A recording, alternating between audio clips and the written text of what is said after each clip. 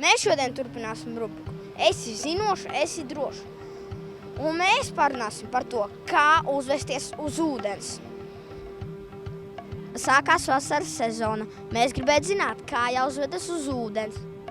Uz ūdens jāuzvedās tā, lai nenodarītu sev pāri. Un nodarīt pāri uz ūdens var ļoti vienkārši. Tāpēc, ka parasti cilvēki atnāk, peldās, priecājās un domā, ka, ja notiks kaut kāda nelaime, tad varēs saukt palīgā un cits atskries palīgā.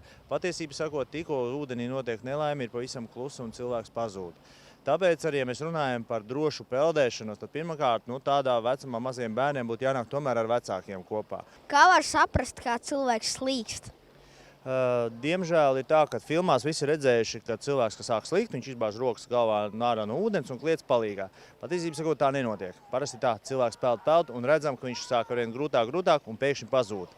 Tāpēc arī saprast, ka cilvēks sāk slīgt, ka redzam, ka viņš jau sāk lēnām kustēties un mēģināt pasaukt. Ja saucam, ja cilvēks jau vairs neatsaucās, ko darīt? Skriesi pats peldēsi glābt, pats noslīgsi.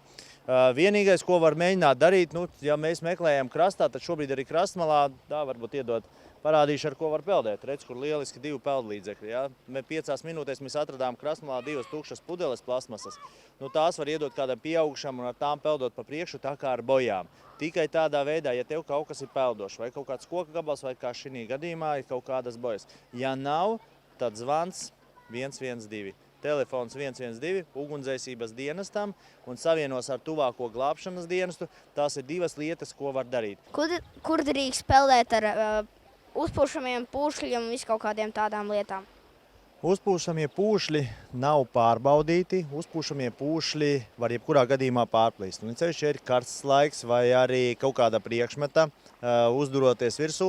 Peldošie pūšļi visādas uzrocītas peldamās, tādas piepūšamās laiviņas, ko tagad var nopirkt visādos veiklos, viņas nav drošas. Saule sakarst un saules karstuma rezultātā viņi var pārplīst. Un ja tu esi aizpeldējis pietiekoši tālu, pārplīst šis te pūslis, atpakaļ vairs netiksi. Tāpēc arī šie pūslīši patiesībā sakot ir domāti tikai tā, lai varētu paspēlēties viņiem tepat ūdens malā, kur dziļums ir līdz ceļiem.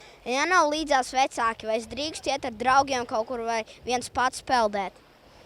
Tu drīkstēt iet arī uz veikalu, tu drīkstēt viens pats var iet visur, kur tas ir atļauts. Tev tikai jābūt pašam uzmanīgam. Draugiem, kad tu ej peldēties, pats trakākais ir, kad tu mēģini draugiem kaut ko pierādīt.